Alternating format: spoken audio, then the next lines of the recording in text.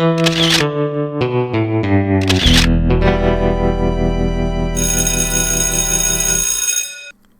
when we last saw Tracy, he was telling us about another barn that he had. We have another barn we'll get to in a minute, and and that's where we do most of during our sale and clipping for state fairs, and the cool rooms and stuff are down there. And boy, what a barn it is. We call it South Barn. We move them down there, and not all of them that come in this barn make it to that barn. Some of them make it over to this pen you see over here.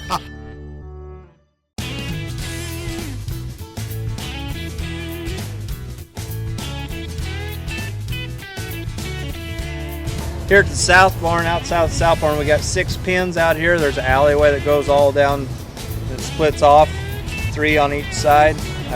We split them up. We don't put about 6 calves to a pen, and we just kind of pin them up for size. And all the time through the fall, we just have them out in the run so people come to look. That way they can see them out in their natural state, see them walk.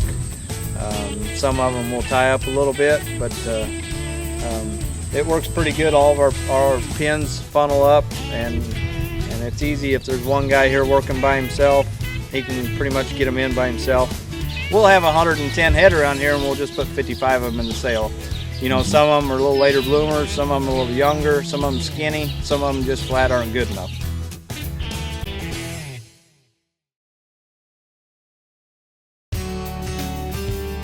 For a while we used to feed big round bales of hay, but we ended up, it makes such a mess.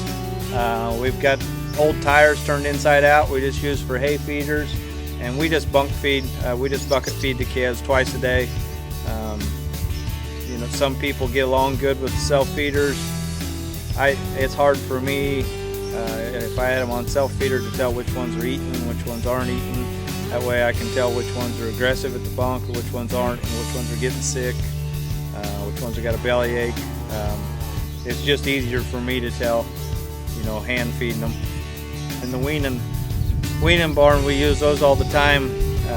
It's good for the calves. They get all the way around it, and they can't get hurt on it. If they jump through or get spooked and jump over it, they're not going to hurt themselves on them. A guy told me once, if you're going to have livestock, you're going to have dead stock. So things will happen, and if one's going to get hurt, it's not going to be one of the old culls. It's going to be one of your better ones. Usually is the way it kind of works.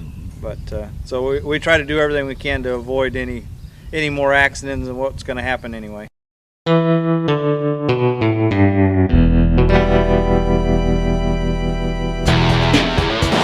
We'll spend 4 hours to 8, 9, 10 hours, depending on the calf and how much hair it's got and how they cooperate in the shoot clipping. A lot of times Chad and I will clip together.